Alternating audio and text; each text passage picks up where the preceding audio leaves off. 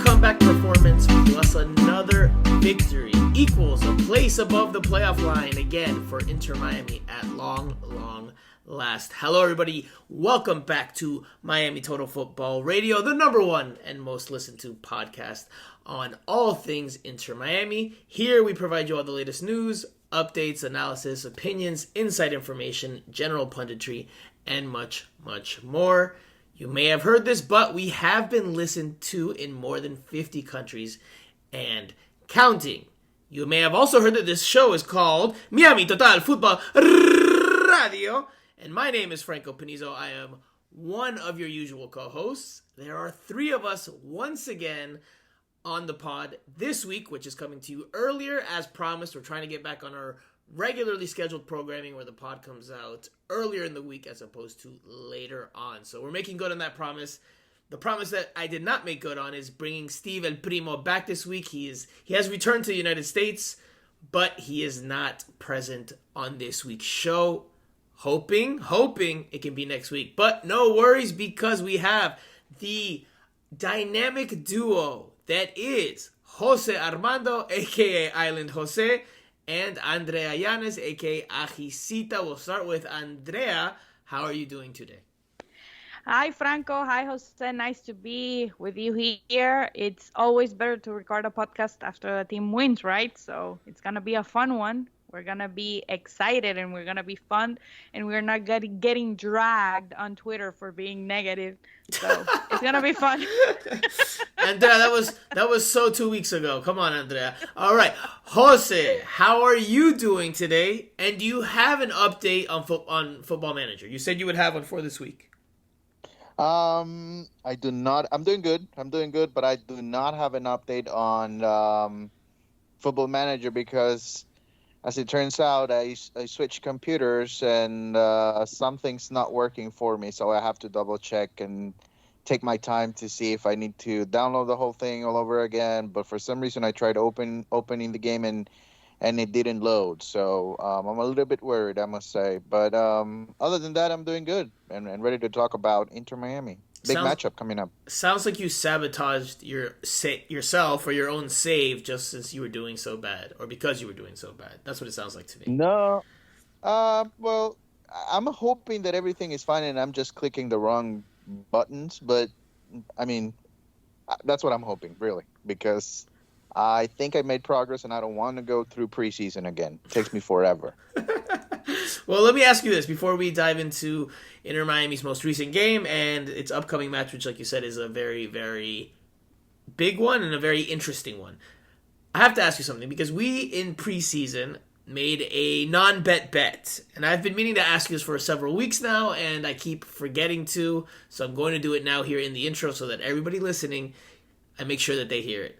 We made a non-bet bet. You said that Ariel Lassiter would get, I can't remember the exact number we put on it, but you said he would get, let's say, X amount of starts in this season. And he's not there yet because it was in the 20s, and he's not at the 20s yet. And given how Pozuelo's playing and how the team's playing, 9 games left in the regular season, plus playoffs if they make it, you still feeling good about that non-bet bet?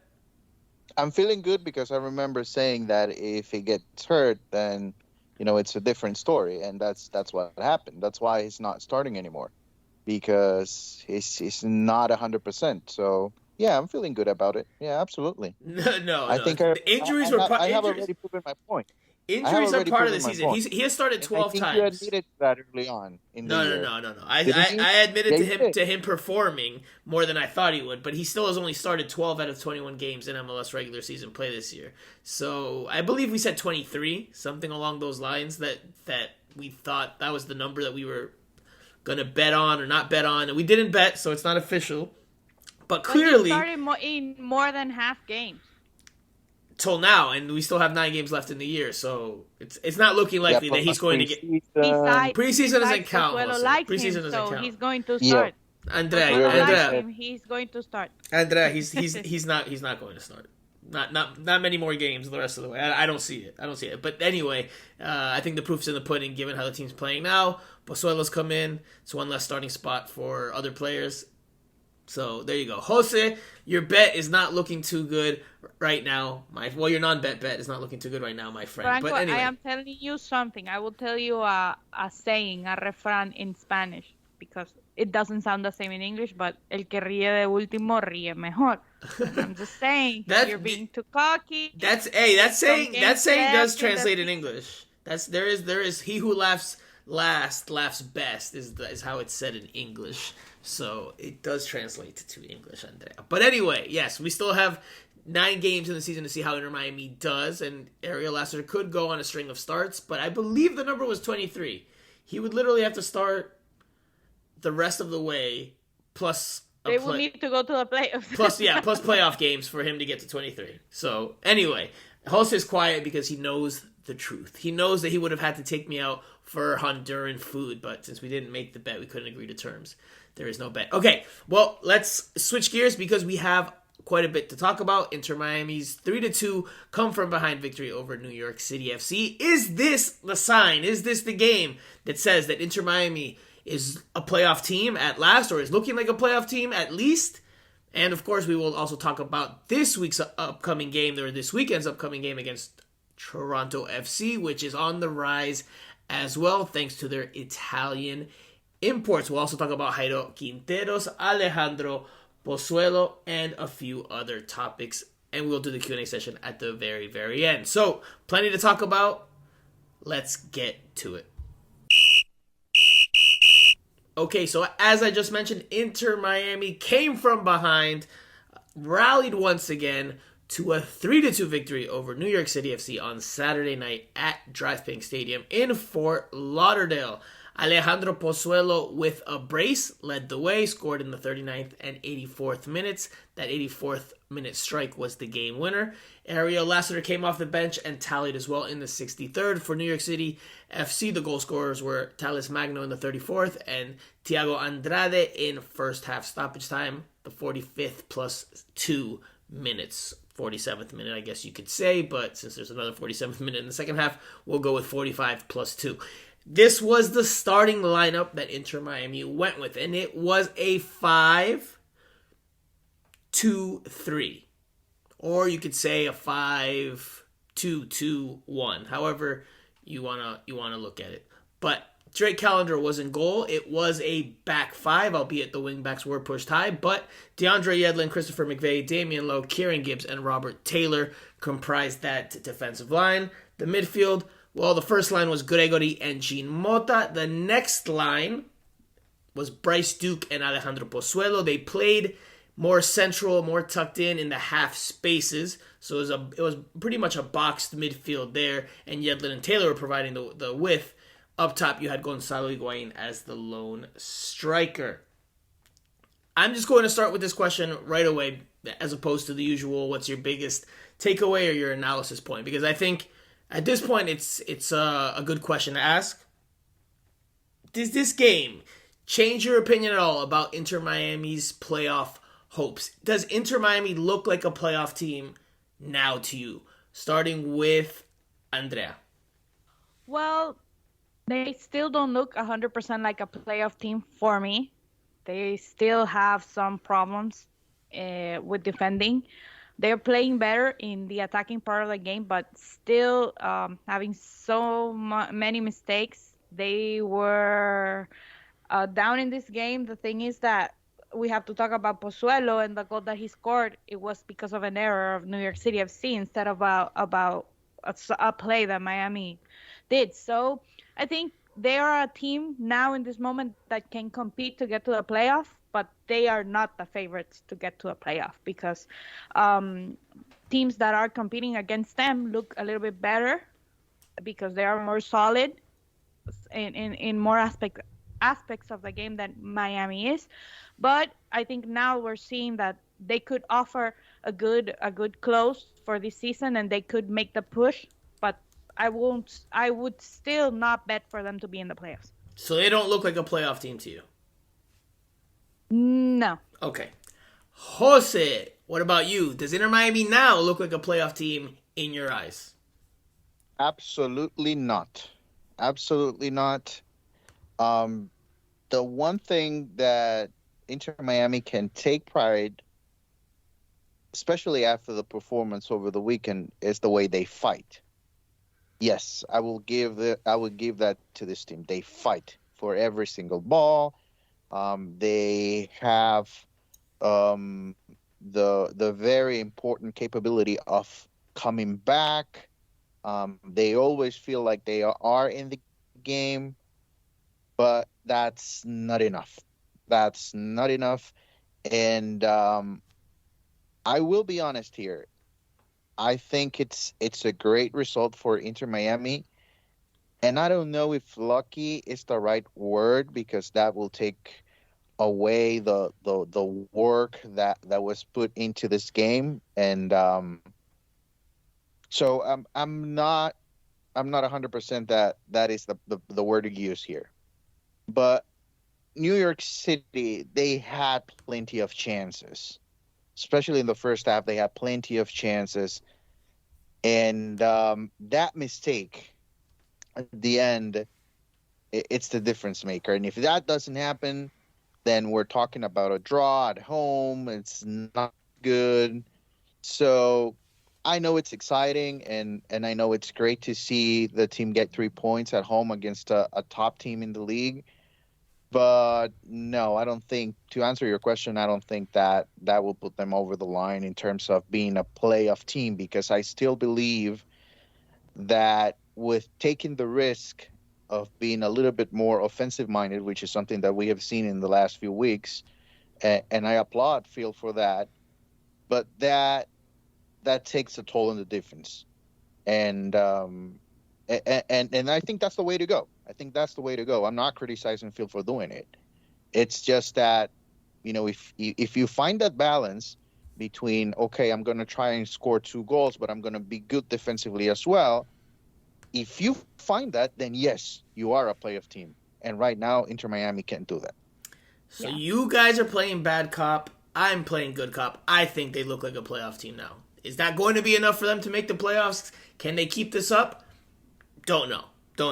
But from what I'm seeing right now, I think they have the look of a playoff team. You guys are completely overshadowed. You guys are overlooking. Franco, please, man. If Phil didn't change the tactical formation during the first half, they would have lost this game. Let's be real. Well, but he did make the change. And he acknowledged it after 30 minutes. He made the change. And even after that, they won because of a mistake, not because of something that they did. Let's not be resultadistas. Let's not be resultadistas, Andrea. Let's not be resultadistas. They are playing better. They are playing good. We've talked about Pozuelo and all of that, and we're gonna keep talking about it.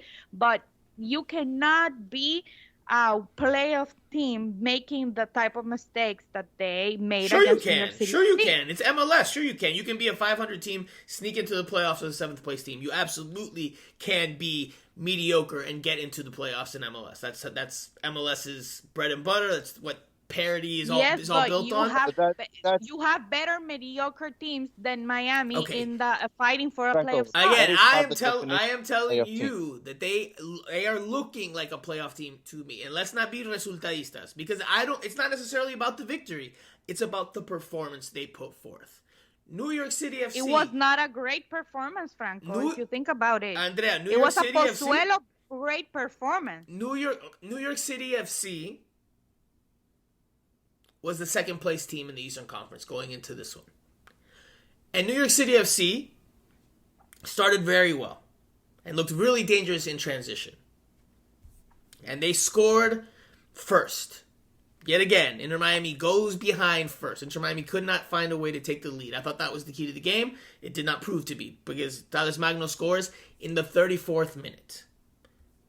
But Inter Miami, after that, responded well. Pozuelo scores the equalizer 5 minutes later. Inter Miami falls behind due to a controversial decision from the head referee to play more than a minute of stoppage time, which was shown by the 4th official. It's not controversial. Absolutely, it's controversial. It is absolutely controversial. Has total total control. If he wants to give 6, if he announces 1 minute, but he wants to give 6 after the announcement, he is in all liberty to do it. It's according to the rules. It's in the rules. Don't say That's absolutely controversial. Andrea, why do they show the board? Andrea, why do they show the board? No, that's I completely disagree with that. Completely disagree with that. This is not the NBA. Completely disagree with that. Any amount of time. Absolutely. If he did Absolutely. But there's a reason why. It's not controversial. It's absolutely controversial because there's a reason why it's shown on an electronic board the amount of stoppage time, more or less, that is expected. Yeah, now it is a minimum. It's a minimum. That, it's a minimum of stoppage time. So yes, more can be added on. Absolutely. Exactly. But there was times over the minute. But there were times over the minute in which Inter Miami cleared danger and he could have blown the whistle. But he allowed NYCFC to have more. It's not controversial. It is not a controversial decision. That the referee kept playing because it's a controversial he decision. deemed it. It is not, Franco. It is according to the rules. You know, in this podcast, I always criticize pro referees, but in this manner, I said it during the game. I said it in the press box. It's not controversial. The referee is in all his derecho to add another minute, another 3 minutes, another 5 minutes if the referee deems it possible. And that still can be controversial. He can deem it whatever he wants. That can still be controversial from the outside perspective. And it absolutely is controversial because one team felt hard done by it and the other team did not. And yeah, but you keep playing. I'm not disagreeing with you. I'm not disagreeing with you on that. You have to keep playing, of course. El árbitro pite, and they caught them sleeping. That is what it is. Inter Miami kept trying to clear the ball out. Inter Miami attempted to clear it out, and that's what they were frustrated by. That they kept clearing the ball out to relative safety, but NYCFC kept giving, or the referee kept giving NYCFC more attempts at attacks, and then eventually the goal comes. So listen, if I'm Inter Miami, I understand that frustration. And you can change the teams. Let's say they have the La H, the H on their jersey. If that happened to Honduras, you guys would be upset and frustrated with that. So I get Inter Miami's frustration, and it is a controversial call. It is a controversial call. It's not controversial, Franco. The referee can add any time. It happens in every game. You see it in every game. When they lose time, sometimes a player comes down and the referee says, okay, I'm going to add another minute. You don't here, MLS doesn't publish what the referees talk with between each other, but if they would publish it, it will be good because you could see, like the referee said, you don't know if the referee said to the fourth official, I'm gonna add another minute because of this, because he stayed in the ground and he lost time, I'm gonna add 30 seconds more, I'm gonna add a minute more. We don't get that in MLS, so that is why the referee is in all it is not it is he was in all correctness, and it is not controversial. I want to hear Jose, but before I do that, I'm going to share some insight from the stadium. I was asked the day of the game to do color commentating for NYCFC's radio broadcast. And I jumped on board. First time I've ever done it. I actually really, really enjoyed it. Something I would definitely be down to do more of in the future. Something I'd like to explore. I definitely enjoyed analyzing the game and adding bits and pieces of analysis here.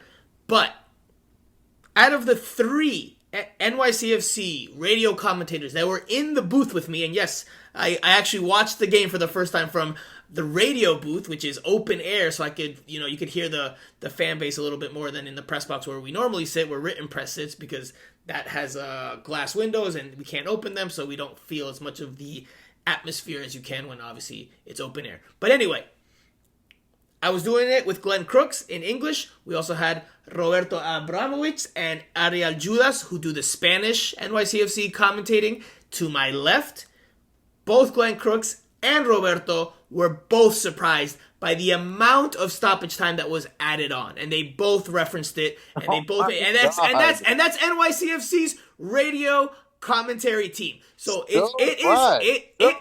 just because you guys don't think it's controversial doesn't mean it wasn't controversial. But okay, we can agree to disagree. It wasn't controversial. I want to hear Jose though. Jose, go for it.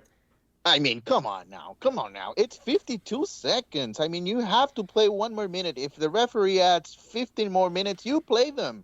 And that's it. That's the end of the story. The next game, Inter Miami is going to need 90th minute. They're going to need 5 minutes of extra time. The referee will give them 6, and nobody's going to complain. I mean, come on now. This happens every single game. Every single game. Sometimes it goes your way, and some other times it won't go your way. It's not a big deal. It's 1 minute. You play the minute. If they score on you, shame on you. You had to play one more minute. Good difference, and that's it. That's it. That's all you have to do. That is not. I I mean, I don't disagree with that. I'm not disagreeing with that, but I still think it's controversial for the referee when there's 1 minute of stoppage time shown to almost allow 2 minutes. I think it's controversial. Franco, that happens every time. Does not happen every time. Someone gets injured, you see coaches make. But nobody got injured here, Andrea. But nobody got injured here. Nobody got hurt here. Yeah, the play just kept going and going and going and going. That referee can add. You saw it on the second half. He also, when you get a corner, the time was done, but the team got a corner and he let them take it because that is what happens. You don't cut play when you're playing offensively. That is a non-spoken rule that referees have. So that's not necessarily true. That's not necessarily true because there are referees that will blow the whistle dead on a corner kick because that time's up. So it's at the referee's discretion. 100%. I'm not disagreeing with you. I am not disagreeing with you that Inter Miami needed to defend better, needed to clear the ball to safety much better, and not allow for that to happen. But I do also understand their frustration from their seat and their vantage point. Absolutely. But anyway, we're going to agree to disagree. I don't agree with it being controversial. Okay. Next time around, when Inter Miami has the ball and the referee adds 2 minutes, minute 47, they need to stop play and wait until the referee blows the whistle. But no one's saying they need to stop playing. Jose, I'm not saying they need to stop playing. It want to be controversial that they need to stop play because the referee, the fourth official, added 2 minutes. What if the fourth official makes a mistake and instead of showing 2 minutes, he shows 6 minutes? And then what? It's controversial. I mean, come on, it's not that big. It's not that big a deal. It was 52 seconds when the goal was scored. I mean, I just don't see it, guys. Okay, well, we can agree to disagree because clearly we're on different pages and we're not going to convince one another. So let's move forward because despite that adversity, which you guys might not even call it adversity, but the fact that Inter Miami went down 2-1 at halftime to NYCFC and they felt hard done by it, then they come out in the second half and they turn the game around yet again. They showed that never say die attitude, that resiliency. What does that say to you about the state of Inter Miami? Because we have said, or at least I have said, that I don't think it's a formula that they can continue to rely on and bank on that being successful. But they continue to do it. They continue to fall behind in games and find ways to scrap and claw and even play good football, as they did for stretches in this one, to get results. Because now let's go back to the last 2 games. They tied what was then the third place team in the Eastern Conference in CF Montreal 2-2. And then they beat the then second place team in the Eastern Conference in New York City FC 3-2. Those are 2 very good results for a team that was not too long ago in 11th place. What does that say about the team's character? Back to you, Jose. Yeah, I think that's my biggest takeaway from the game. The way the team is now comfortable, in a tough situation because they seem to have that trust that they will be able to overcome anything that comes their way. And so, yeah, that's the most exciting thing about this team for me. And yes, that's going to be very important because, listen, it's not going to be easy for Inter Miami to have a chance at the playoffs. A slim chance at the playoffs is going to come with a lot of obstacles for them because they need to find that balance, and I'm not 100% sure that they will be able to do it this year. And so it's good that the team is mentally, I think they are ready to compete, and and I think that's going to be the key for them for the rest of the year. As much as we can talk about tactics and things that can feel do in terms of how do you help Higuain, which is something that he managed to fix with Pozuelo coming in.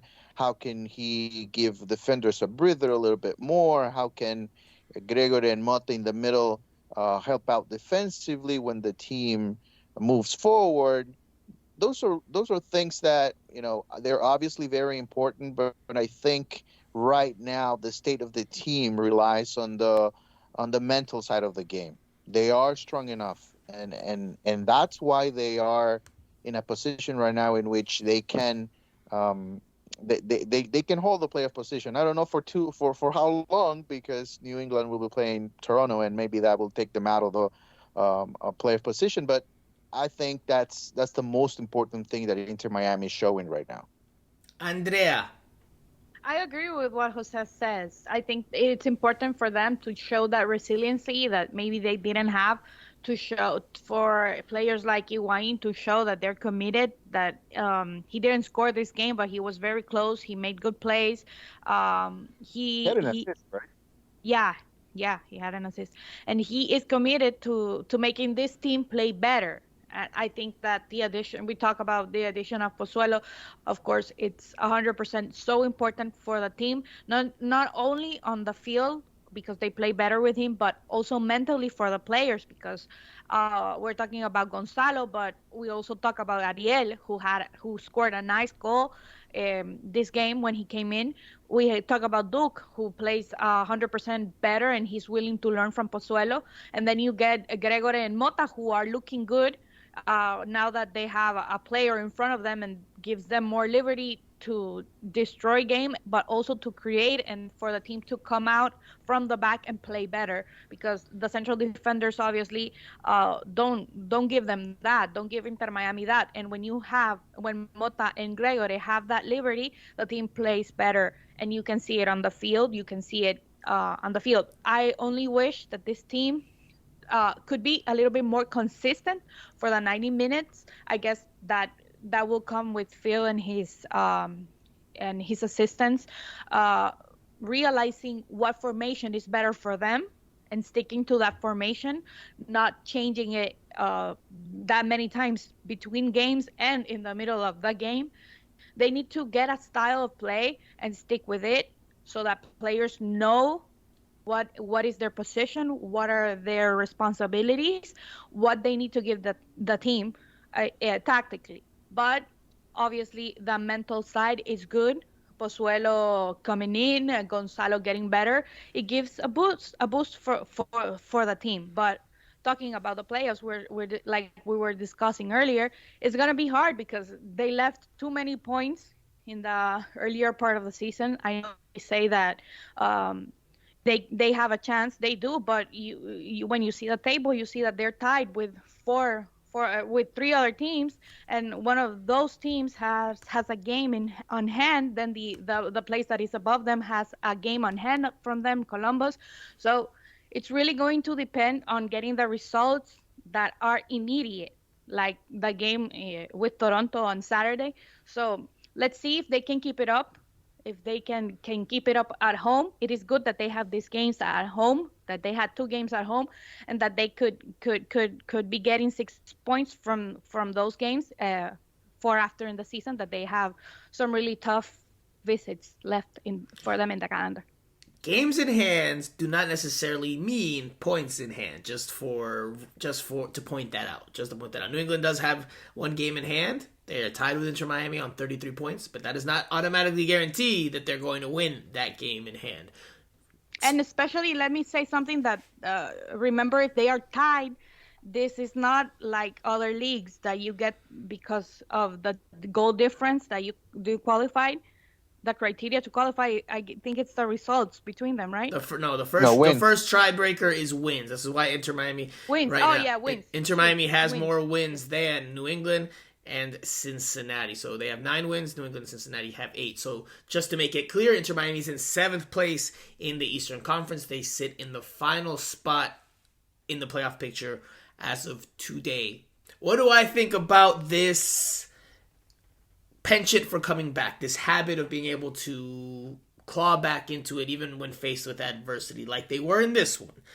Look, I think it speaks to something that Phil Neville's talked about for several weeks, if not months now. And at certain points, I thought he was overselling it and maybe exaggerating a little bit when he said these guys love being around each other and they don't want to leave the facility. I thought he was just laying it on a little too thick. But there's definitely an element of that here at play, that this team is a team. Whether they're a good team, bad team, whatever, however you want to look at it, they are a cohesive team and a team that fights for one another and it is resilient, and that when it has its back against the wall, fights back. Whether it's enough to get a win, that might not always be the case, but the team fights back. This is the opposite. I think Gonzalo Higuain said this today at practice. This is the opposite of last year's team. Where last year's team, when they were faced with adversity, by and large, there were exemptions, but by and large, last year's team crumbled and could not find ways to get back into games. And then they didn't show this fight and this spirit and this cohesiveness and this togetherness that this team shows. So I think that is obviously a very good sign. Pozuelo, Phil Neville talked wonders about how key that has been for Inter Miami this season, especially during this recent stretch. It absolutely has been. It could, because if you go back a few games now, Inter Miami has been collecting a good bit of points, which is why they are now in the position that they're in. If you go back, let's see, how many games should we go back here to see Inter Miami standings? Let's go 5 games back. 4 games back. In the last 4 games, Inter Miami has collected 8 points. 8 points out of 12. Pretty good haul for a team that was near the bottom of the Eastern Conference not too long ago. You think, I wanted to add something that I think the Barcelona game also helped, and the lessons that game left for them, what Phil said and Yeldin said afterward, that this game was an eye-opener to many on the locker room, that they needed to do better. I don't think the Barcelona game has much to do with the success. I don't think so. That influenced a lot. Because I that game, I guess they lost it. They lost the next game 2-0. They lost the next game 2-0 to New York City FC. They didn't score and they lost. But after that, you have seen them being more cohesive, maybe giving it a little bit more. That coincided with Pozuelo coming in, of course. Andrea, they were cohesive before that game. They were cohesive before they came back and tied Dallas late before they played Barcelona. They came back and beat Minnesota. Against Orlando, but they came back and beat Minnesota late before even the Dallas game. So they had already shown this penchant for being able to come from behind and show this togetherness. They had already shown that. I don't think the Barcelona game has much to do with it. That's just what I think. But let's switch gears to the attack, because Jose touched on it. Something we've touched on for several pods now is that this Inter Miami team in recent weeks has become more attack-minded. And it's something I said a few pods ago, maybe a month ago, maybe a little bit more or less, where I said the defensive-minded approach that Phil Neville was adopting, or he was taking, it was not, in my opinion, good enough, and it was not going to cut it, because they were not getting results and they were not scoring goals and they were struggling, and we saw where they were in the table in that way. And I thought that I said then, and I stand by it, like, I understood the reasons for trying to be defensive. I understood that the team doesn't have that balance, that it's an imbalanced team, that you can't, Inter Miami's not a team this year that can be both solid defensively and in the attack at the same time, generally, or by and large.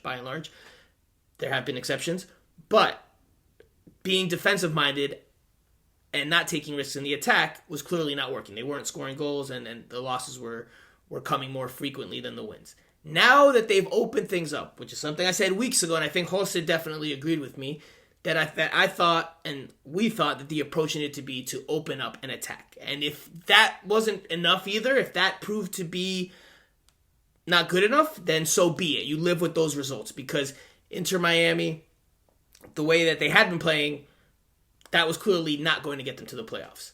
They had to take risks and try to outscore the other team. And even if that meant giving up goals at the back, that's exactly what they've done now. They've pushed numbers forward into the attack. You see a more aggressive, attack-minded Inter Miami. I asked Phil Neville about that after the game, after this weekend's game, after beating New York City FC, and he he went into very good detail about it. And he said, starting with the Cincinnati match, this is the exact word he used. He took the shackles off. And now you're seeing an Inter Miami team that, yes, because it pushes numbers forward, it will be exposed at times defensively. But Phil Neville's okay with that because he thinks that this is now the best approach to get Inter Miami to the playoffs. Being attack-minded, trying to outscore the other team as opposed to trying to not lose and trying to keep that clean sheet at the back. So I like what I'm seeing from Inter Miami in that regard. I think it's working for them. Clearly, the recent results show that. I think beating New York City FC 3-2 at home is a very big result for Inter Miami. I know you guys have said it came down to an errant pass, but I thought even before that, and I was trying to say that before, Andrea, let's not be resultadista. I thought Inter Miami was the more dangerous team of the two teams over the 90 minutes. Result aside. So if you can play like that, even though you're at home, but if you can play like that against one of the top teams in the Eastern Conference, I think that to me is one of the reasons why I think Inter Miami looks like a playoff team. I don't know how it'll go from here to the rest of the year. If players stay healthy, if the schedule and change hurts them. Franco, but if you can play like that, away when they get a good result. Andrea, if you can play like that against a good team. Franco, that is a good team that is missing their best player, was missing their best defender. The players were fighting against each other. So that's not Inter Miami's fault. That's not Inter Miami's fault. You cannot go too high. And with all of that, Inter Miami won the game because of a mistake. You cannot go too high to say Inter Miami, because then Toronto is going to come and score 5 on them, and we're gonna be here telling people, oh, they look bad. You have to analyze, yes, the build-up that this team is having, but not to say they're looking like a playoff team, because they beat New York City without Tati Castellanos and without Karen. And they tied CF Montreal. It's not just one game, Andrea. They tied CF Montreal the week before. They are now competing and finding ways to get results against teams higher up the Eastern Conference. Not enough, and they're still getting scored too many goals. 4 points from these 2 games. I think we all would have said that was enough. I think because you said, and Jose and I said, the draw in Montreal, we would all take that. We would all sign on the dotted line. And then I said even a draw here against New York City FC, to me that would have been enough. You both said no, that they needed to win. They've done that. They've won and they've drawn against 2 of the top teams in the Eastern Conference. If that to you doesn't show a team that looks like it could be a playoff side, then we'll agree to disagree, because they're competing now. Kansas City wins a game against any team. Even Kansas City won against LAFC. But this is not one game. I just gave you 2 games in back-to-back weeks. Yeah, but you cannot judge the team for 2 games. That is what I'm telling you, because in those 2 games, they were scored 4 goals. 4 goals. Okay, and how many did they score? And how many did they score? Playoff team, if they get scored on 2, it doesn't matter how many they scored. Of course, it matters how much they scored. Of course, and you're saying the only way you get into the playoffs is if you don't let up goals. That's not Andrea. This MLS. You can be a 7th place mediocre team with a 500 record, and you could have more goals scored on you than you have scored for. And guess what? You can make the playoffs, because that's how MLS works. That doesn't mean you're a great team or an incredible team, but you can get into the playoffs like that. Let's check the goal difference in the teams that are going to the playoffs, like Philadelphia. They have a 26 goal difference. You're talking about the first place team in the East. You're talking about the first place team in the East. CFC has a positive result. New York Red Bulls have a positive goal difference. Columbus Crew has a positive goal difference. The only team that are in the playoff contentions that don't have a positive result are Inter Miami, Orlando, and Cincinnati. Even England, who had a bad season, they have a positive goal scoring attack or team. So that is what you need. You cannot be just because of the results. You need to watch every aspect of the game to come and say here that they are a playoff team. And I think you're misconstruing that stat. I think, listen, they have a poor goal differential because early in the year they couldn't score worth anything because they were so defensive minded. Now they've opened things up and they're scoring. They have received 4 goals in 2 games. And they've scored 5. And they've scored 5. They received 4, so 8 goals That is too much. And how much You have are they not a scored? playoff team And how if much you have they get scored? If you get scored 8 goals. And they've scored 9. If you want to continue to do the math and add the numbers, they've scored 9. So they've scored more than they've let up. If you score more than the other team, you're going to win. And that's they still just have a 9 goal differential. You don't go to a playoff with that. With a Orlando's, if they can, Andrea, Orlando they City's can, in 6th place. Orlando City's in sixth yes, place with an and I told you identical record as Inter only Miami. Orlando and Inter Miami have negative results, and they are the worst. That is why they are fighting to get in the playoffs. All right, last thing I'll say, and then we're switching gears because I don't want to get stuck on one thing here. Underneath Inter Miami, right, the other teams that are fighting for a playoff spot, right, we're talking New England with 33, Cincinnati with 33, Chicago with 30, Charlotte with 29, Toronto with 29, Atlanta with 29. I won't count DC United. They have 22. They're practically out of it. But out of all those other teams that I just mentioned, from 8th place all the way down to 13th, the only team that has a positive goal differential is New England with a +2 goal differential. Everybody else is in negative. So out of those teams, somebody with a negative goal differential right now is going to get into the playoffs just by sheer numbers alone because of how many teams have negative goal differentials. From 6th to 13th, only one team has a positive goal differential, and that's New England. And that's a team that is going to make it to the playoffs.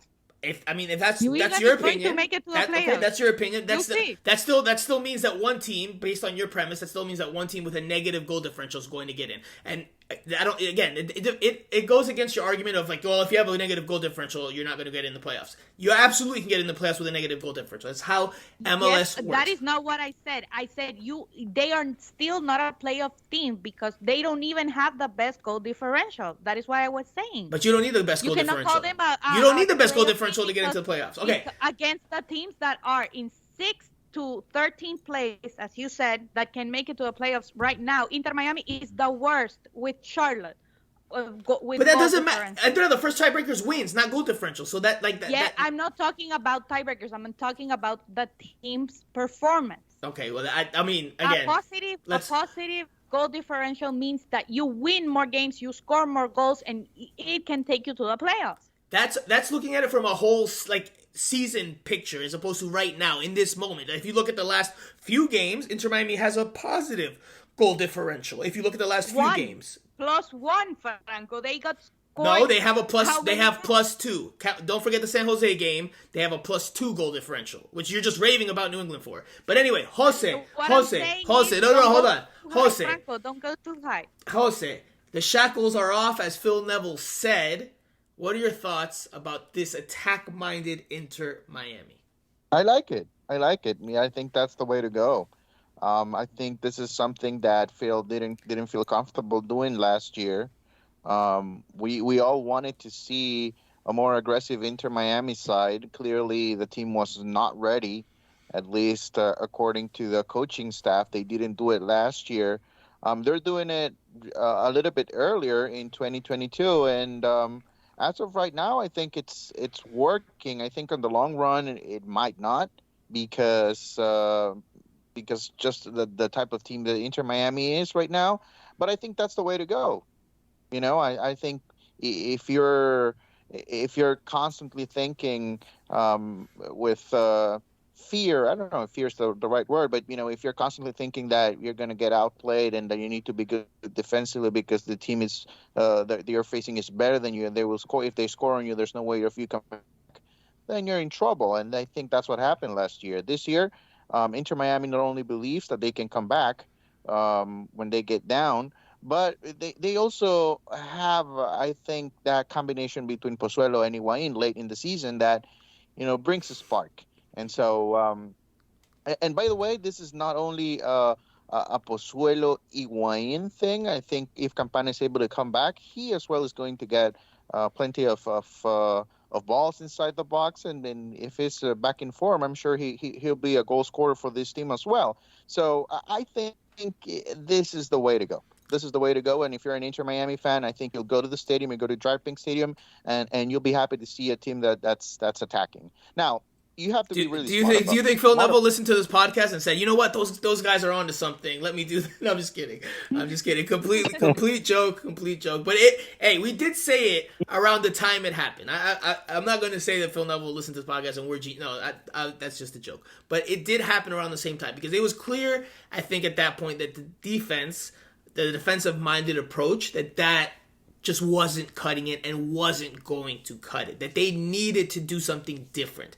And they've taken this approach, and up until now, the short-term results, or the immediate results, have been positive. Because now Inter Miami is, even though they're giving up goals at the back, like Andrea has so avidly or so strongly mentioned, they're scoring now. And they're outscoring teams on occasion. So that's definitely a good thing. There's two more things I want to talk about before we close out this segment, and that is Alejandro Pozuelo, because we have to talk about the player of the game, the player of the week, and also someone that made the MLS team of the week, because he earned all those honors for his 2-goal performance.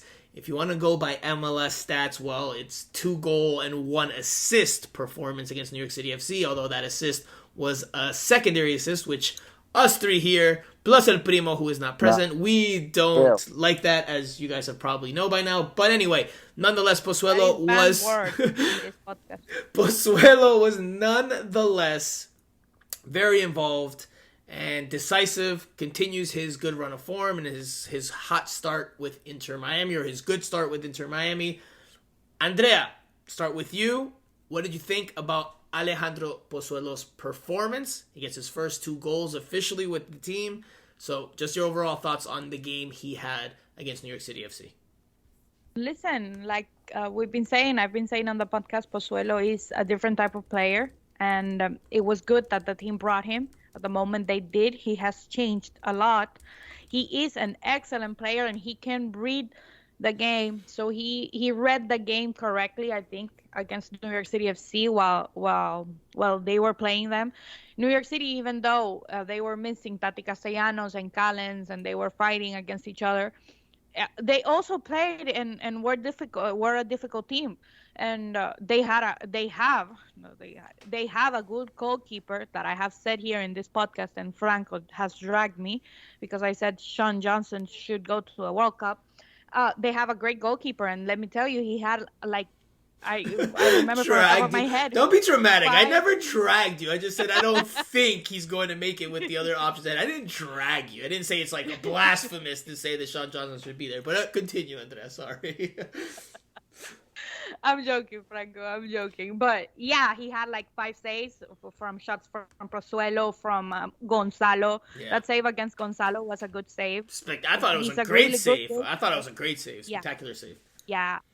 Good goalkeeper. But let me tell you, Pozuelo read the game correctly. And the thing that with Pozuelo is he has such a high football IQ that he knows how Gonzalo will react. He has studied Gonzalo, I guess, and he has studied also all his other teammates, because also with Ariel, you could see it when he came in with Indiana Vasilev, with Duke. He has studied the movements of these players, and he knows that he can expect them to realize what he is doing with the ball on his feet.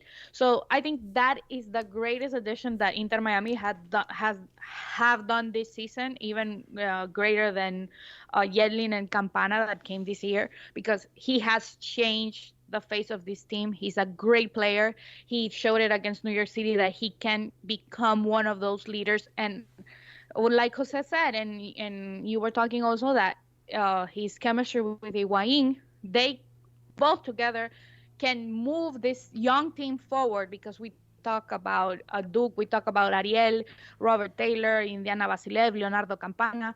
All those guys are young guys and maybe don't have the experience that Higuain and Pozuelo have. But now with a player that is on that same level than Higuain, then you can get this team to go forward, and you can get this team to get behind those 2 guys that are important in terms of soccer knowledge, of football knowledge.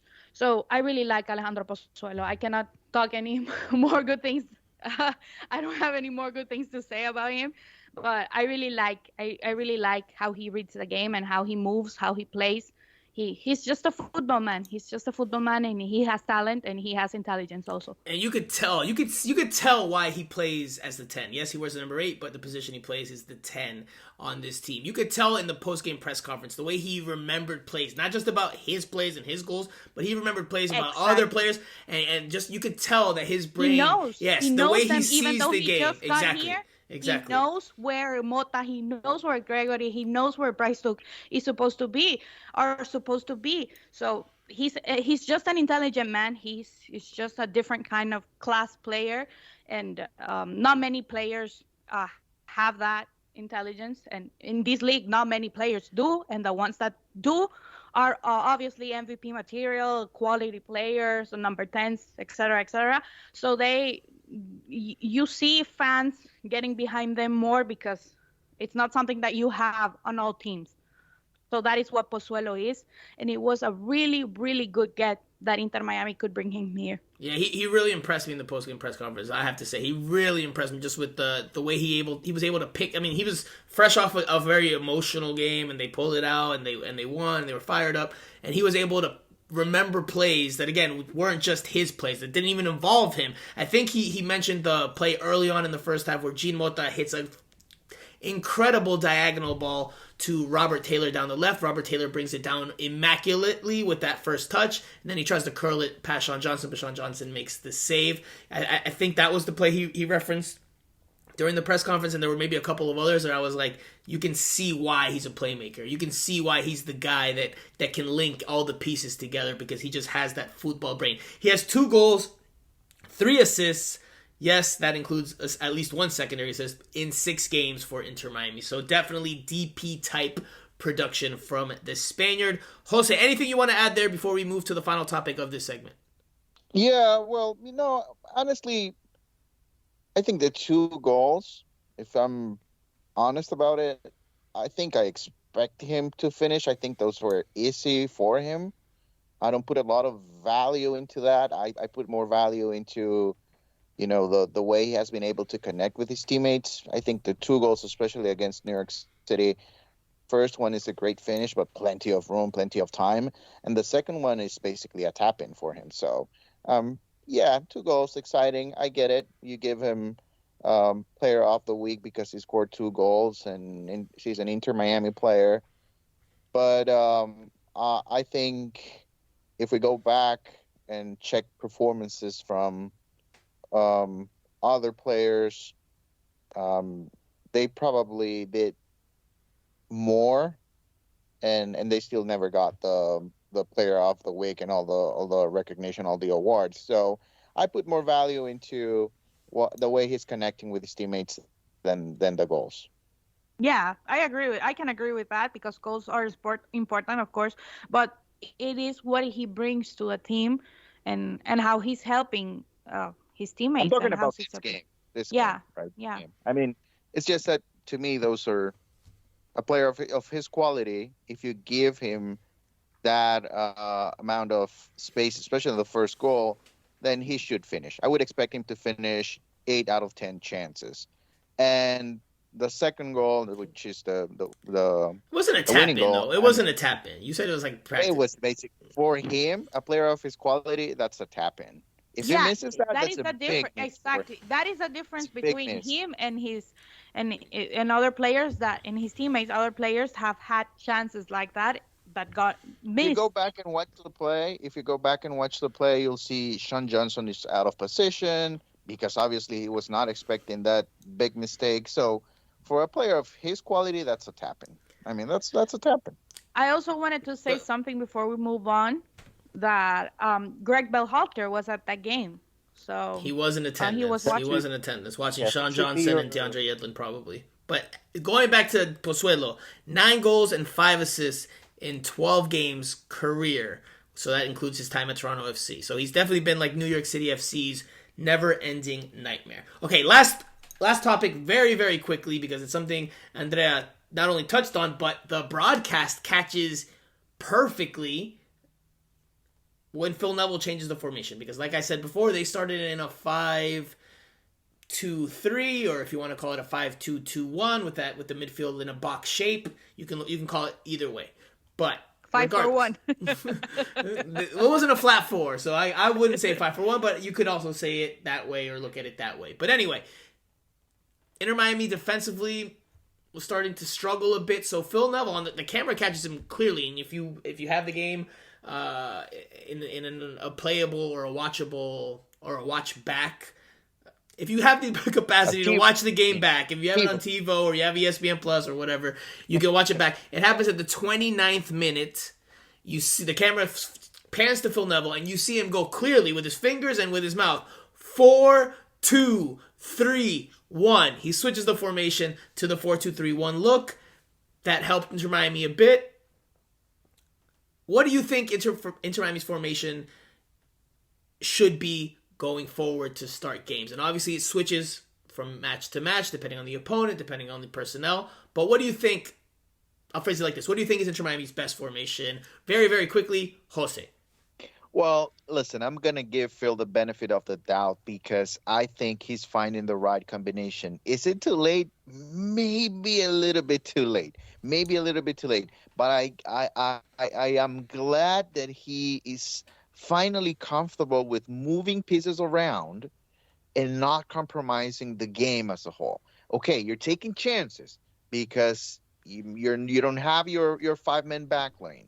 Sometimes it's 3, sometimes it's 4, but it's okay to do that if you feel comfortable.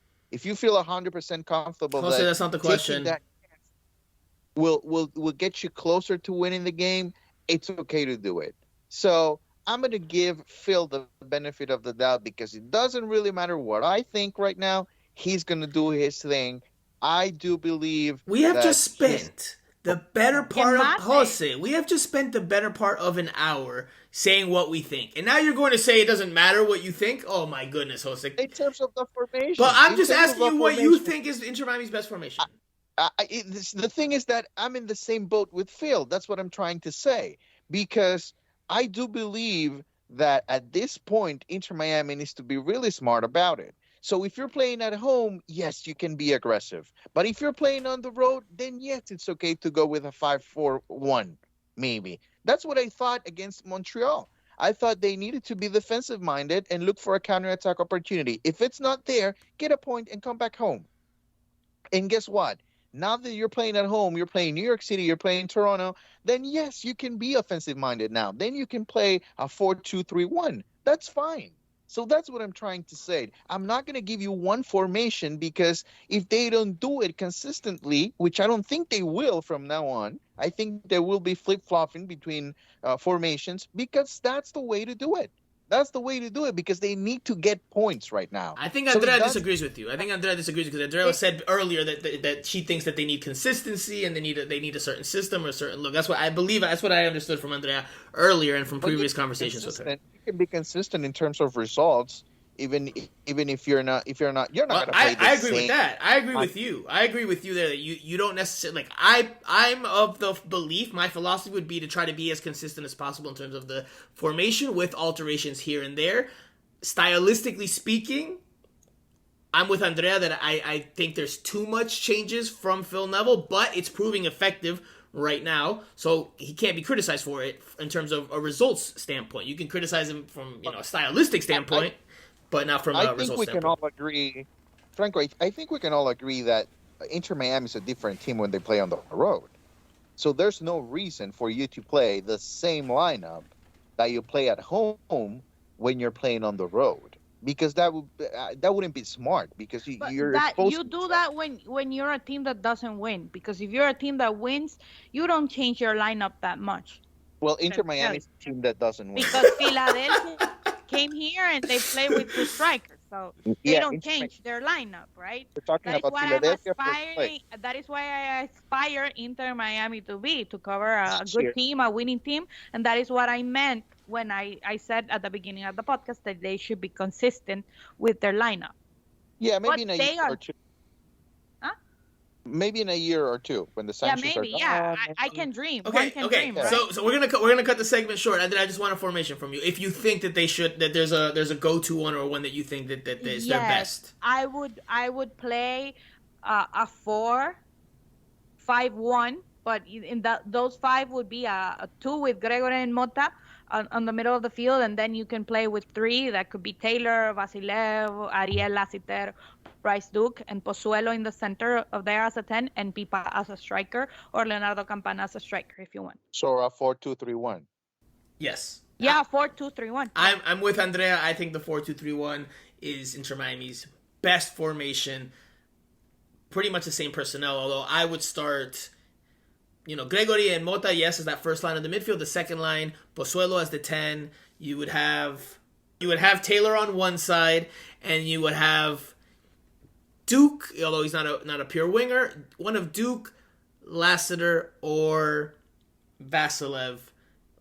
You could also throw in Corentin Jean as a potential dark horse to potentially start there. I think that is essentially that best formation lineup. gives the team a lot of options in the attack, and also they can bring Robert Taylor or the other winger at the other side to help with defense.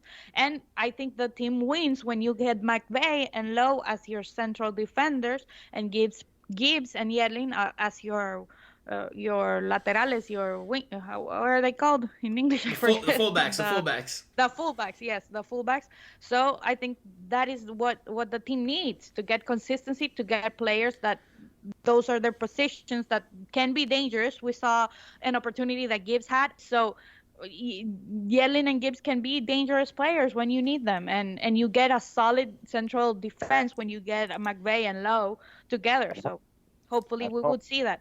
Don't forget, Gibbs had a very good chance in the first half to score for Inter Miami, and he pulled it wide. My boy Sean Johnson, who I'm supporting to be in the World Cup. He had a good save against Gibbs. So no, he didn't save it. He didn't save it. He closed down the angle, and Gibbs pulled it wide. He closed. Yeah, well, that counts as a save. That does not count as a save. It's MLS rules. Yeah, I was gonna say, if you don't count secondary assists, I don't know how you're counting that as a save. He didn't even touch the ball. But I'm counting. No, but you know what I meant. He came and he pressured him, and he closed. Well, I thank you, Alejito, for giving me an answer, whereas Jose gave me no answer at all. So shame on you, Jose. Although your stance is perfectly acceptable, but still shame on you. All right, we will take a break We'll take a break for now. We will come back. We'll preview the game against Toronto FC, as well as touch on a few other nuggets from Inter Miami that have come out in recent days ahead of this weekend's game. We will do that after this.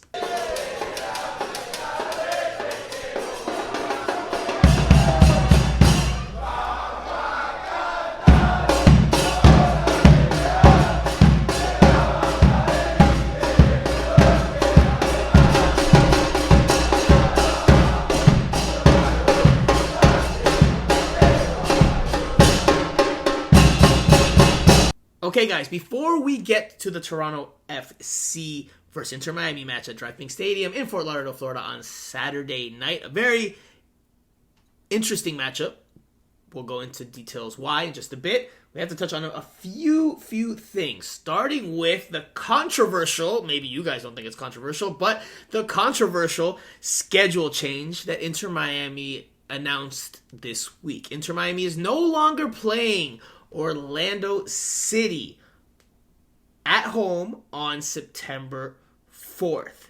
That game, that rivalry match, that Sunshine Clásico, aka El Clásico del Sol, has now been moved to October 5th. It's still at home for Inter Miami, but it now comes in the final week of the regular season. So Inter Miami now plays October 5th, and then they play 4 days later once again to close out the season. So 2 games in 5 days. Now, why did this happen? If you are unaware, well, I can tell you this, although Inter Miami has not publicly... Well, actually, that's not true. I think Chris Henderson did touch on it earlier today, but, by and large, Inter Miami has kept their cards close to the vest because obviously they don't want to come out and criticize Major League Soccer. But this is not Inter Miami's decision. This is a Major League Soccer decision. And they practically forced the schedule change because Orlando City plays in the Open Cup final on September 7th. So 3 days after they were set to play Inter Miami at DraftKings Stadium. Orlando City is playing a USL Championship team in Sacramento Republic. So MLS, because MLS is going to MLS, they want to save face and avoid or try, raise the odds as high as possible to avoid an embarrassment of having a non-MLS team beat an MLS team in the U.S. Open Cup final, which hasn't happened in a USL Championship team has not won, or a non-MLS team hasn't won the Open Cup in a very, very long time. So because of that, this game has now been moved to a midweek match on the final week of the regular season. I can't imagine Inter Miami is all too thrilled about that, although they will not publicly come out and criticize MLS. At least I don't think that they will. I think it's Bush League. I think it's, if I'm Inter Miami, I'm clearly miffed about it. I'm clearly upset about it. Jose, your thoughts on it very quickly. Well, I was able to talk to Chris Henderson about it this week after the media availability. I asked him I asked him to explain the whole situation, and yeah, he said they did play the part in it, in the fact that they were notified about the situation, but that basically was an MLS decision. And remember, it's not only about who wins the Open Cup, but the winner of the Open Cup will go to the CONCACAF Champions League. And so it's not only about, okay, it's not going to be an MLS team that will win the Open Cup in a while, but also your MLS will be losing one international spot. And you know how important that competition is to the league in terms of playing against Liga MX teams. So that's part of it. So but also perception. If MLS doesn't win the Open Cup with all the resources it has and loses to a USL Championship team, for perception wise, all the MLS critics that exist that don't like MLS, that don't watch MLS, they will. It's another way to make fun of MLS. Another way to. But I have one more thing to add, and maybe this is the positive that Inter Miami, that Chris Anderson mentioned, and it's about. Yes, it's towards the end of the regular season, but he mentioned that Orlando City will be playing New York City on October 2nd, and 3 days later, obviously, they will be playing Inter Miami, and Inter Miami will have an advantage, quote unquote, in terms of the schedule because they will have a couple of days of rest before that game. Listen, Chris Henderson's a long time MLS executive, and listen, he's very diplomatic. So I can understand him saying that. But listen, if Inter Miami prefers a midweek game against Orlando City over in the last week of the regular season, as opposed to on September 4th. Well, then September 4th they would have played with obviously bench players. Letting me finish and give out the information that I have. You need to let me finish so that I can tell you the whole story. Okay, please. Franco and me cannot be quiet. You need to realize that. Okay, so the Inter Miami game will be September 30th. So they will have more time, although they will be traveling to Canada because they'll be facing Toronto. So that's what he said, and that's what I'm sharing, the information with you all. But he did mention that they wanted to play this game as scheduled, of course, because that will provide with them an advantage with Orlando putting priority one to the final against Sacramento Republic. So there you go. There's the information. Now you can go at it. No. I mean, our stance doesn't change. I don't think it's Chris Henderson being diplomatic, but obviously this was not Inter Miami's decision. This was MLS bending their arm and forcing them into this decision. Because if Inter Miami wanted to schedule it like this, they would have done that a long time ago. And clearly, Inter Miami. It to not make the league look bad, but for them, you cannot spin it. For them, it would have been better that Orlando played with bench players, with academy players. It's better in two ways. Yes. Not only do you have Orlando City which is a team that's also fighting for a playoff spot. Not only do you play them on a weekend where you're guaranteed to have more butts in seats, more fans in the stands, and thus a better home field advantage.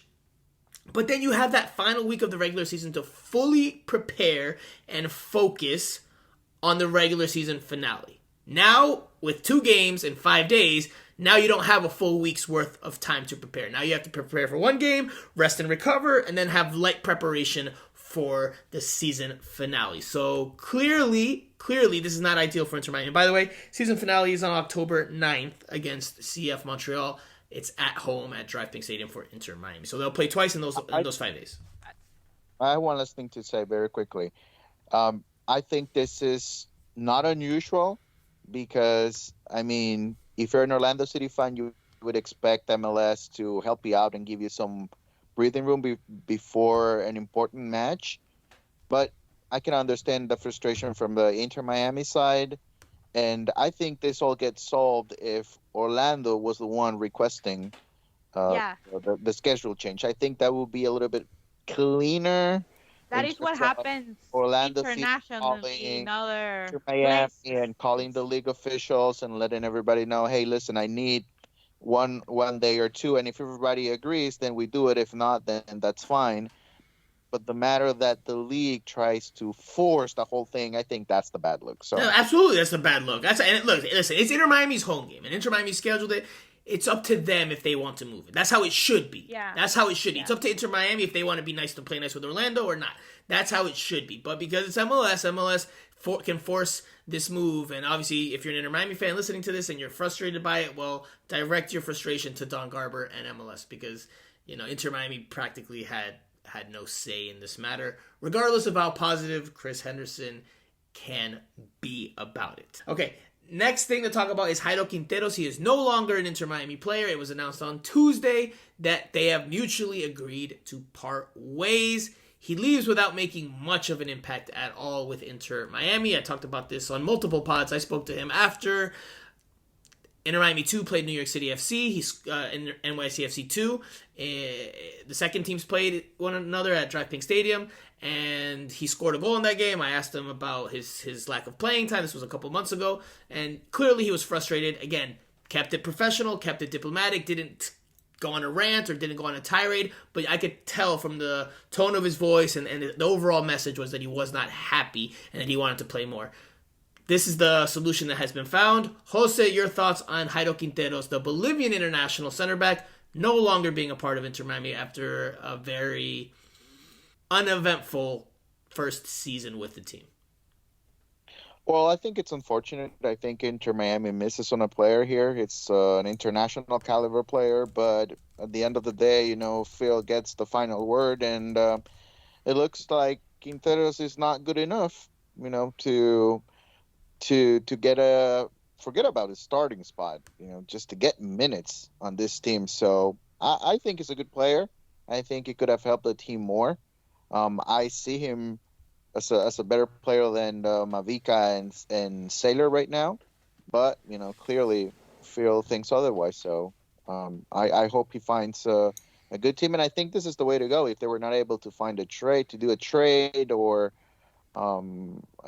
something else, I think this is the way to go. I think this benefits him and benefits the club as well.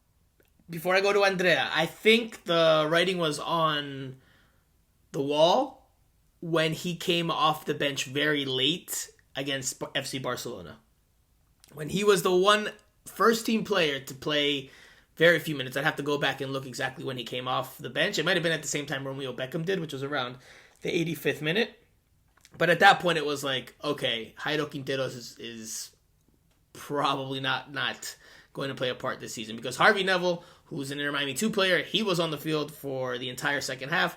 Jairo Quinteros got in there very, very late. So clearly he was deep down the depth chart, down the pecking order. And he played 4 games total for Inter Miami in MLS play. That's not including Open Cup matches, but he played 4 times in MLS play. He had 2 starts. 282 minutes total. Andrea, your thoughts on Jairo Quinteros no longer being an Inter Miami player?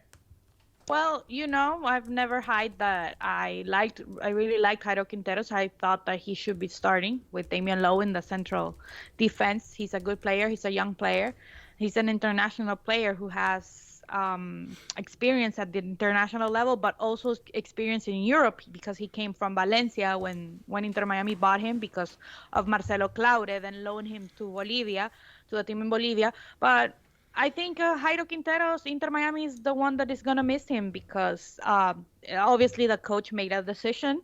He didn't think Jairo Quinteros was good for this league, and obviously I think Quinteros didn't like the league because he didn't want to trade to any team here. That It's rumored that he's going to Spain, so back to Spain where he obviously grew up and he came from Valencia's lower leagues and academies.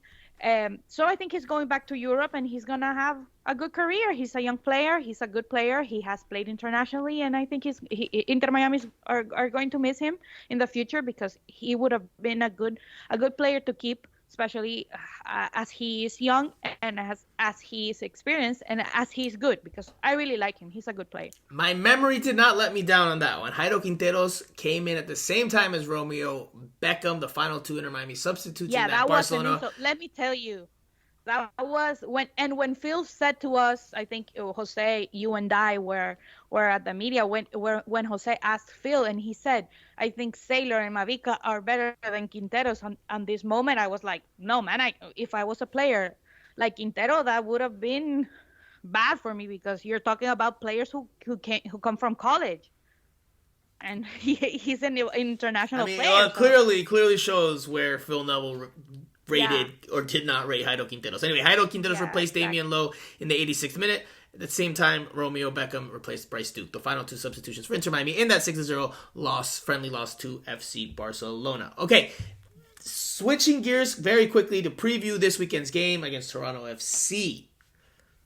It's a big one. It's a big one because Inter Miami is in 7th place in the Eastern Conference, as we mentioned before. But Toronto FC, resurgent Toronto FC, is hot on the trails thanks to the additions of Lorenzo Insigne and Federico Bernardeschi.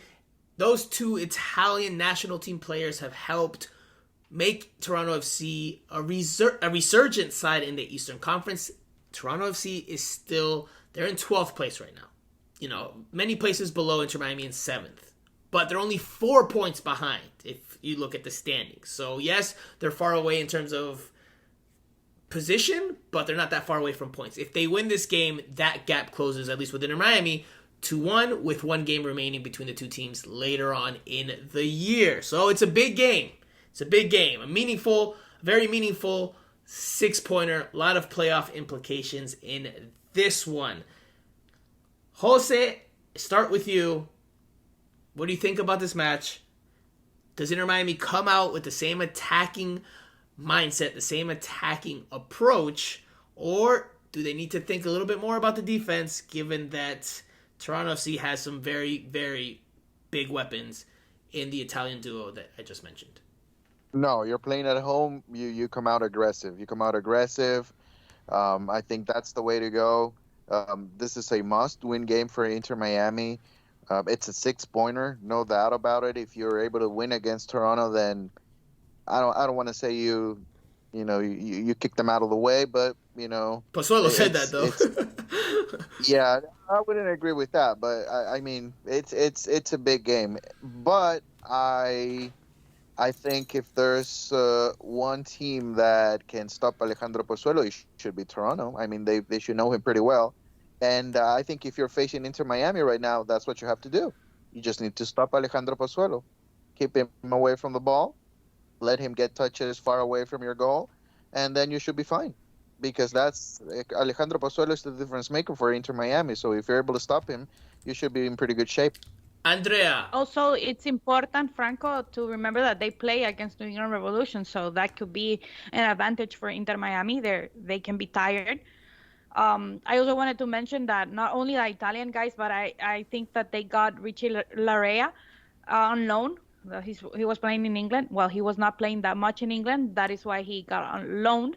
and he had 2 assists. So Toronto is a dangerous team that can make it to a playoffs. But it also depends on the result they have tomorrow against New England Revolution. I guess if they can keep the winning streak going, it will be very dangerous for Inter Miami. And as Jose said, they know Inter Miami's biggest weapon right now, that is Pozuelo. So it's gonna be hard. It's gonna be a hard game for Inter Miami. And should they these attack, or should players, they look to be defense? Should they look to be? I'm not saying defensive minded, but a little bit more defensive minded. I don't think they should be playing with a back five, because if they play with a back five, they're going to lose. They make too many mistakes. I think they should try to get the ball, to dominate, to get the ball, to play, to get the ball on their feet. And I guess you need to keep Duke at the starting lineup. You need to keep Pozuelo and Higuain, and you need to keep all those players that can get a first touch, like Robert Taylor, Duke, Pozuelo. You need to keep those players to take the ball away from Toronto, because obviously we talk about the Italian guys, about Larea, but they have also Michael Bradley, who is a good player, who is a good playmaker, even though he's old and some people like to bash him. He's a defensive liability. But he is one of the best players that this country has had. And he obviously he's doing a good work with all these new guys that are coming in. So it's going to be dangerous. It's going to be dangerous for Inter Miami. And I think the way that they could get a result here is having the ball and playing, going forward, like they did sometimes against New York City FC. I wouldn't play Bradley in South Florida. If he plays me tomorrow, it would be worst. I wouldn't play. Yeah, Bradley. it's gonna be a big trip. Do you think Bob they Bradley? play in Canada? Do you think Toronto FC's head coach Bob Bradley, father of Michael Bradley, is not going to play Michael Bradley in a 6-pointer, crucial 6-pointer against Inter Miami? I don't see that happening. Of course, I think he's starting. Yeah. I think he's starting his son there. If he plays against New England, I mean, that's not what I asked you, Jose. That's not what I asked you. I asked you, Listen. do you see Bob Bradley sitting Michael Bradley, his son, for an important match? that's what I'm saying. If he plays tomorrow, I see him. I don't see him. I don't think it would be a good idea. But do And you? it's going to I'm not be- asking you if you think it's a good idea. I'm asking you if you think you see Bob Bradley sitting his son, regardless of what happens on Wednesday, over the weekend. Listen, I have high regards for Bob Bradley. He's going to do whatever is good for his team. Don't disrespect Bob Bradley. I don't think he's Come going on to take his son, who he has trusted not only at Toronto FC and with the Metro Stars earlier in their careers, but also with the U.S. men's national team. I just don't see him being like, all right, well, we're going to sit Michael. But anyway, look. By the way, this is información. This is information, a stat. Since Federico Bernardeschi's and Lorenzo Insigne's introduction to Toronto FC in MLS play, they have won 3 games and tied 1. They have yet to lose in MLS play. And those results were a 4-0 win against Charlotte FC. The only game they didn't score in was a 0-0 draw away to the New England Revolution. They then went on the road and beat Nashville SC 4-3. And they've most recently beaten the Portland Timbers 3-1. So they are scoring goals. We talk about Inter Miami scoring goals. Toronto FC is scoring goals. And obviously the Italians' introduction has coincided with Pozuelo's exit from Toronto and arrival to Inter Miami. So Inter Miami has benefited in that regard. But this weekend is a very big challenge. I am very curious to see how Phil Neville approaches the game. It's going to be good. It's going to be a good game, because when Phil came to this league and we asked him about what American coaches he admired, he talked about Bob Bradley. Listen, Bob Bradley for me is one of the best that this country has, one of the best American coaches, even better for me than Bruce Arena. And it's going to be hard, because Phil knows that Bob Bradley is a good coach, and he's going to be thinking, and listen, Phil is away. Let's tell people Phil is away getting his green card sorted. So hopefully he gets back in time to be during this match. If not, we're going to see Jason Kreis be a coach for Inter Miami. But he is expected to be back by Friday, if I'm not mistaken. Yeah, he's expected to be back. Okay. Yeah. Now, very quickly to close out on this game. Very quickly.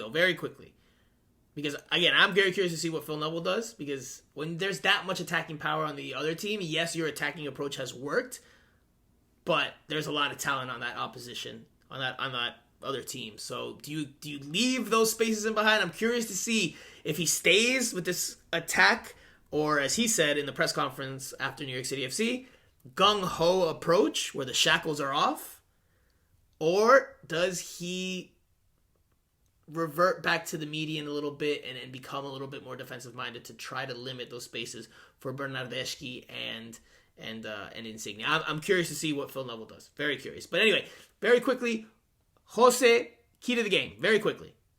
Key to the game. That's a good question because I mean it's pretty obvious that it goes around Pozuelo and Higuain. Yeah. But I was trying to, I think the key to the game is how do you help Pozuelo, in terms of the of what Toronto is going to do to try to stop him. How do you help him out, right? Are you going to be able to get Pozuelo in position to feed Higuain? That's the key to the game. If Pozuelo continues to do what we have seen in the last few games, then I think Inter Miami has a shot. So I don't know if I'm answering your question, but maybe the key to the game is get the ball to Alejandro Pozuelo in positions where he can give that final pass. Do not allow Toronto FC to succeed in keeping Pozuelo far away from the goal. Andrea. I agree with Jose. The key to the game is Pozuelo, and if he is able to play freely, for me that is the key of the game. That will make a difference if Inter Miami can win or if they're going to lose. The key to the game for me in this one, regardless of how Inter Miami comes out in terms of the approach, is how the defense holds up. Because I do not think Inter Miami will get away with the type of mistakes that they've gotten away with in the past against the likes of Bernardeschi and against Insigne. If they give up, like there was in the 4th minute against NYCFC, which we didn't touch on, Thales Magno, heck of a play from him. He had a fantastic game, but in the 4th minute, he gets on the end of a through ball. He rounds Drake Callender. He's got the goal at his mercy, and he can't get his shot. He can't get around his shot and put it on frame. He hits the side netting from in close, from within the 6-yard box, inside like 4 yards, 3 yards away. He did the most difficult thing and didn't score the goal. He messed up on the easiest part of what he needed to do. Yes, exactly. He did the most difficult. But I don't think these Italians, these veteran Italian national team players, will be as forgiving. Ellos no van a perdonar. If they have chances, I expect them to put it away against Inter Miami's defense. So for me, the key to the game is, and again, I'm not saying they need to come out. Inter Miami needs to be defensive minded, but the defense needs to be more solid in how it plays. Players need to perform better. They need to be a little bit tighter, a little bit more secure, a little bit more solid in their battles. That's the key to the game for me. Okay, let's quickly do the Q&A session. We'll just tackle a couple very, very quickly. First one from Battered Herons Podcast. Would you bring Higuain back as a DP next year if he keeps this form up for the rest of the season? Jose. No, you don't bring him as a DP. You can bring him back, but he needs to understand that he's no longer a DP and that the team needs another player, maybe a fresher player with a lot more upside. And it could happen, but I don't see him back as a DP. Andrea. I agree. He should. I'm going to go further than Jose, and I think he should be back, but not as a designated player, but in another role. So normal earning player. So 3 for 3 because I don't think they should bring him back as a DP. I don't think that he will be back unless he takes a massive, massive pay cut, which I just don't see that happening. He's not coming back to Inter Miami. As a matter of fact, he had some interesting comments today at the availability that you guys were present for, where he said he has a decision to make, or he has a decision to share in December. All signs, listen, let's be honest. All signs are pointing to Gonzalo Higuain retiring. He's in the final year of his contract with Inter Miami and with MLS. He's talked about how he's not doesn't want to go back to the pressure cooker that is European football, European soccer, as well as in Argentina. So where does that leave him? Where is he going to go? By all accounts, he seems happy here in South Florida, where he can be, more or less. Seems very. Right, yeah, he can have a private life, more or less, generally speaking, or relatively speaking. So we've also heard, his dad came out earlier this year on an Argentine show, and said that Gonzalo Higuain, this was his last year. He was retiring at the end. Higuain came out afterwards and said there was a malentendido, a misunderstanding. We've also heard Phil Neville say at different moments that Gonzalo Higuain wants to go out in a good way. He doesn't, he wants to be remembered for the positives he brought as opposed to the negatives, which to me reads between the lines that Gonzalo Higuain is retiring at the end of the season. That's just my read on it. I think that I don't think it's a surprise. I don't think it would be a surprise, but I think that's the direction things are headed in. Okay, I think you guys agree with that. Yes, that you think he's retiring at the end of the year. Yes. No, I'm not. I agree that he should not be a designated player. No. Do you think he's retiring? Do you think he's retiring? I think this last month, I even asked him in this last that he says he feels happier and things have changed and that he's not a robot to be happy all the time, but he is happier in this month. I think that maybe if Inter Miami keep building on this team that they have this year, I think he could be tempted to come back. Not as a DP, but to come back. No way. I do not see him going from $5 million to $500,000 or $1 million. Here he already bought a house, he has his family, and he doesn't get acosado like he would in Argentina. Yeah, but he doesn't need to keep playing soccer unless he wants to keep playing soccer. And I don't know if he does. I don't know if he wants to keep playing soccer. I think that's the most important thing. After he finishes the contract, I think the question is, do you want to keep playing? Yeah. And if Inter Miami is okay with him being back, then I think he might continue at least one more year. I don't see him going to Salt Lake City or any other team, honestly. He wouldn't leave any other city in the United States. Let's be real. I don't see him moving again. Yeah. So, you don't think he's retiring? No, as of right now, I'm not 100% sure that he will retire. I think he changed his mind. All right, last question. Fighting Herons, is it time for Phil to scrap the back five formation completely? This team seems to play worse both on defense and offense in that formation. Very quickly, just say yes or no, Jose. Okay, Andrea. I would say, well, I'm not a huge fan of it. No. You could still have it there in your arsenal, still have it in your tool bag just in case you need to close out a game late on or certain circumstance calls for that. So I don't think you should scrap it completely, but I get the sentiment. No, I said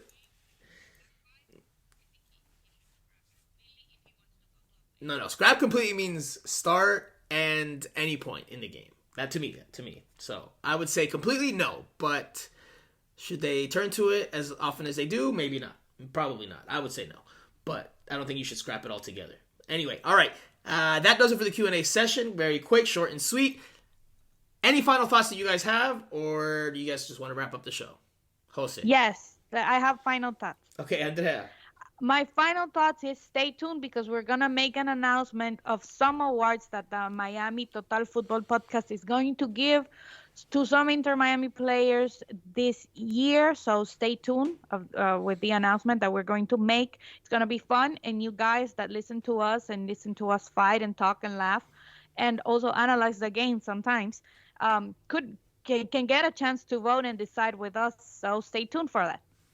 Jose. My final thought is on Drake Callender. I think we had a nice conversation with him this week, and he talked about meeting Greg Berhalter and that he wants to at some point play for the national team. So it was just fun to talk to him about something different, and he mentioned some of his favorite goalkeepers in MLS, Sean Johnson, Andre Blake. So, it's a nice guy, and hopefully to Franco's benefit, sometime he'll get to play in a World Cup, and, maybe in the World Cup in 2026. That'll be great for Franco. So, that's my final thought. I think Jose is trying to take the title of Drake Callender's agent on this show. I think that's what's happening here. He's trying to step on my toes. Anyway, my final thought has nothing to do with Inter Miami. I will just say and share that I went to the Bad Bunny concert on Friday night since Saturday. Game Friday night, had a blast, an absolute blast, and I felt like all of South Florida went to Bad Bunny's concert either on Friday and Saturday, and the whole weekend Bad Bunny had Miami, Fort Lauderdale, all of South Florida in a very happy and vibe-full mood. It was just, I don't know if that's a word. Vibe-full, I don't know if that's a word. But yeah, the vibe was incredible. The energy was incredible. Heck of a concert. I had an amazing time. May have had quite a few drinks. By the way, while I was at Bad Bunny, Jose and Andrea were at a completely different concert that was not Bad Bunny. But anyway. Please, Franco, we were at a real, I like Bad Bunny, but we were at a real music Here we go. concert. I knew it. See, hey, listen, you guys had your final thoughts, all right? You don't get to rebuttal my final thought just because I went last on purpose. I had to give that dig on you guys. I want to say to our listeners, we went to Enanitos Verdes, and if you know about music, you're going to like Enanitos Verdes. So go and tell that to Franco, who doesn't like Enanitos Verdes. Listen, Bad Bunny over in Anitos Verdes any day of the week and twice Wow. on Friday, Saturday, and Sunday. So that's it. That's my final thought. All right, that does it for this week's show. Thank you all so much for listening. We'll be back again next week to recap the match against Toronto FC, a very crucial 6-pointer, and of course, to look ahead to what's next for the South Florida side. So, for Jose Armando and Andrea Yanez, I am Franco Panizo. You have been listening to Miami Total Football Radio.